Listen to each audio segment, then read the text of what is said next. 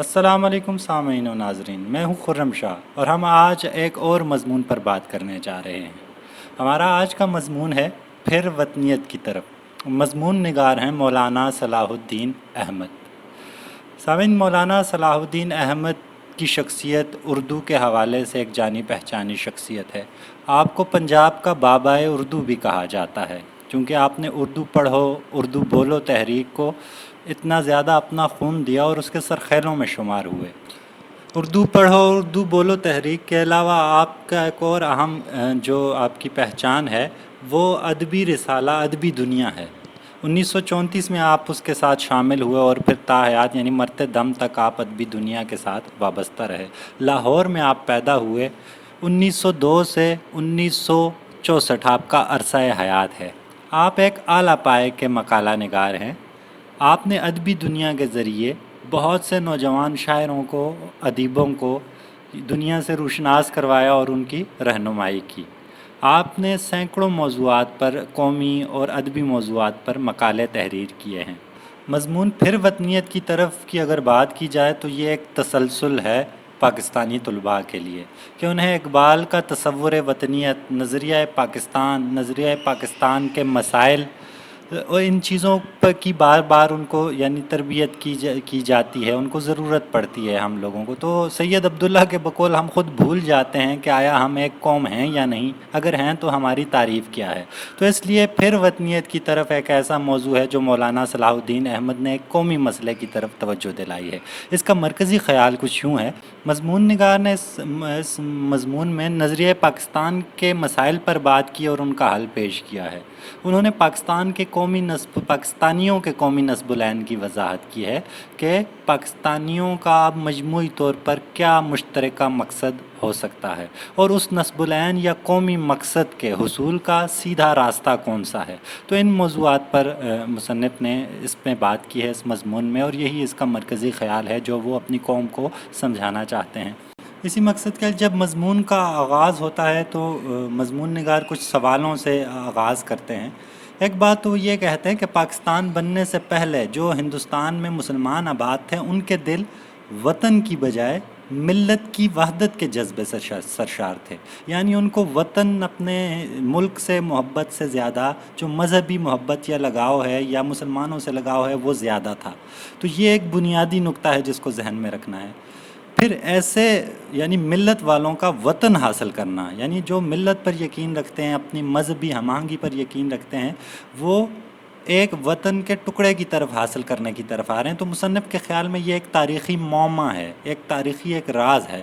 چونکہ دنیا کی قوموں کی تعریفیں اور بنیادوں پر ہوتی ہیں، جبکہ پاکستان کی جو قوم بنی یا وطن حاصل ہوا، اس کی جو تکمیل ہوئی، اس کی جو ترکیب ہوئی، یہ بالکل جدا ہے۔ تو یہ دنیا کی ساری قوموں سے ایک جدا تعریف بنتی ہے، اس لیے بھی معاملات یا مسائل زیادہ آتے ہیں پاکستانی قومیت کے حوالے سے۔ تو اسی کا جواب دینے کی یہاں کوشش کی گئی ہے۔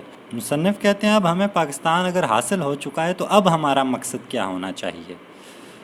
اس کے علاوہ ایک اور اہم سوال ہے کہ ملت یعنی مذہب اور وطن کا آپس میں کیا تعلق ہے، کہ ہمارے اسلام اور پاکستان کا آپس میں کیا تعلق ہے۔ تو ان موضوعات، ان جیسے اہم موضوعات پر اس مضمون میں بات کی گئی ہے۔ تو یہاں اس پیراگراف سے آغاز ہوتا ہے۔ آگے چل کر مصنف مزید گویا ہوتے ہیں اور انہی سوالوں کی وضاحت یعنی پیش کرنے کی کوشش کرتے ہیں۔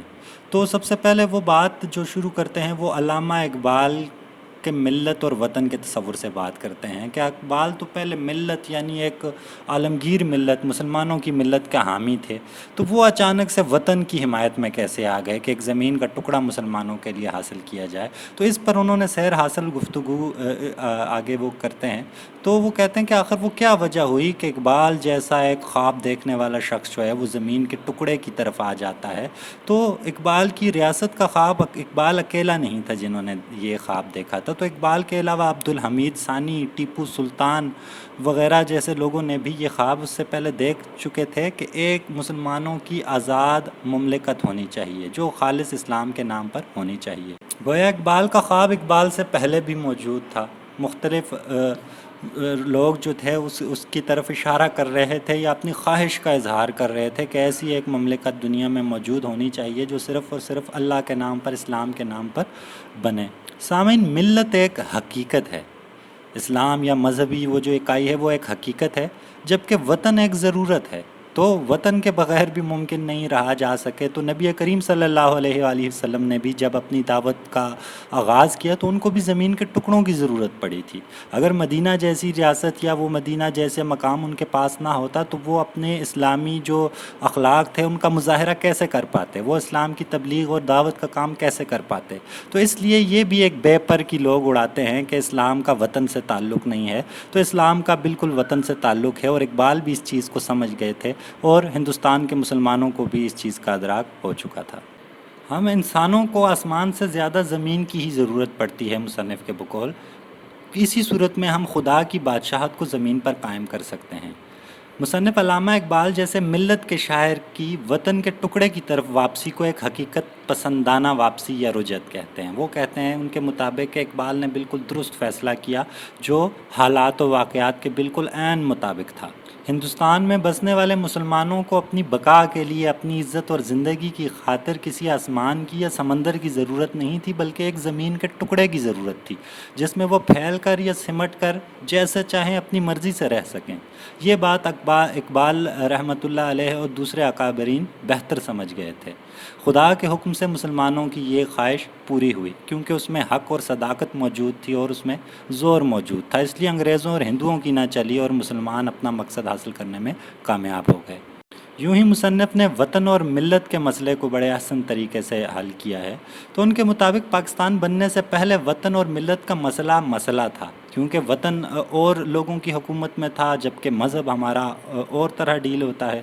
تو اب چونکہ پاکستان حاصل ہو چکا ہے اس لیے وطن اور ملت کا مفاد ایک ہو چکا ہے۔ اب مذہب اور وطن، پاکستان اور اسلام لازم و ملزوم ہیں، یہ ایک لحاظ سے ڈائریکٹلی پروپورشنل ہو چکے ہیں۔ اب اگر پاکستان ترقی کرے گا تو اسلام ترقی کرے گا، پوری ملت ترقی کرے گی۔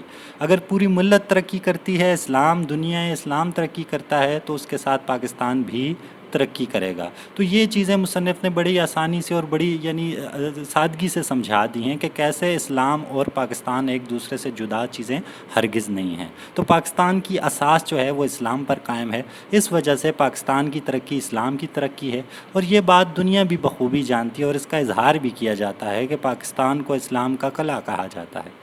گویا ہمارا کوئی ایک کام بھی پاکستان اور اسلام دونوں کی ترقی یا تنزلی کا باعث بن سکتا ہے۔ تو کوئی ایک فرد یا بحیثیت قوم ہم ملک کو ترقی دیں گے تو اسلام کی ترقی ہوگی، اور اسلام کو ترقی دیں گے تو ہمارے ملک کی ترقی ہوگی۔ اب ہماری زندگیاں، ہماری نوکریاں، ہماری آزادیاں، یہ سب ہمارے وطن کی بقا پر منحصر ہے۔ ہمارا مذہب بھی ہم پر اور اس کی آزادی بھی تبھی برقرار رہ سکے گی جب ہمارا ملک برقرار رہے گا۔ وطن باقی رہا تو ہماری دینی آزادی باقی رہے گی۔ وطن باقی رہے گا تو ہم اللہ کے کلمے کا اعلان بھی کر سکیں گے، اعلائے کلمت اللہ بھی ہم آسانی سے کر سکیں گے۔ ہم بلا شبہ اس مثالی مملکت تک کبھی نہیں پہنچے جس ملک پاکستان کا ہم نے خواب دیکھا تھا، مگر اس کے باوجود ہمیں وہ زمین کا ٹکڑا حاصل ہو چکا ہے۔ اب اس کے رہنے والوں کی ذمہ داری ہے کہ اس میں وہ اصول، وہ عدل انصاف والا معیار وہ کیسے قائم کرتے ہیں۔ پاکستان کی جیسی نعمت سے ہم آج کتنے بہرہ مند ہوئے، کتنا فائدہ اٹھایا، مصنف کہتا ہے میں اس پر بحث نہیں کرنا چاہتا، مگر بہرحال اس کی جو بنیاد یا اس کا جو نظریہ یا اس کا جو اصول ہے وہ بہرحال سب کے لیے ایک ہے اور وہ عیاں ہے، اور وہ ظاہر ہو چکا ہے کہ پاکستان اور اسلام ایک دوسرے سے جدا نہیں ہیں، اور یہ مسلمانوں کی ایک آزاد مملکت ہے۔ اب اس کے رہنے والوں کا یہ فرض بنتا ہے کہ وہ اس کو اس مثالی مملکت تک بنانے میں اپنا اپنا کردار ادا کریں۔ چونکہ یہ بحث ہو چکی ہے کہ اب پاکستان بن چکا ہے اور ہم جان چکے کہ پاکستان اور اسلام جدا چیزیں نہیں ہیں، اس لیے اب ہمارا اگلا فرض یہ ہے کہ ہم پاکستان میں بسنے والے غیر مسلموں کے ساتھ انتہائی اچھا سلوک کریں گے اور انہیں وہ پورا حق دیں گے جو ایک ریاست کے باشندے کو حاصل ہونا چاہیے۔ جب ایسا ممکن ہوگا تو پھر اقلیتیں اور اکثریت یعنی مسلمان اور غیر مسلم مل کر پاکستان کی ترقی کے لیے کوشش کریں گے، تو یوں ہمیں ایک اور گول بھی، ایک اور مقصد بھی حاصل ہو جائے گا۔ تو یہی ہمارا قومی نصب العین ہے کہ اقلیت اور اکثریت مل کر وطن دوستی اور وطن پروری کرے۔ تو پاکستانیوں کا اس وقت جو قومی نصب العین ہے وہ وطن دوستی اور وطن پروری کے علاوہ کچھ بھی نہیں ہے۔ وطن دوستی اور وطن پروری ایسی چیز ہے جس میں غیر مسلم بھی ہمارے ساتھ مل کر پاکستان کی ترقی میں کوشش کریں گے، اور اس نصب العین کے حصول کا سیدھا راستہ وطن سے محبت ہے۔ وطن پروری اور وطن دوستی کو حاصل کرنے کا سیدھا راستہ وطن سے محبت۔ اس کے بعد ہی ہم اقبال کے خواب کو تعبیر کر سکیں گے، شرمندہ تعبیر کر سکیں گے کہ ایک ہوں مسلم حرم کی پاسبانی کے لیے، ایک ہوں مسلم حرم کی پاسبانی کے لیے، نیل کے ساحل سے لے کر تا بخاک کاشغر۔ بہت شکریہ۔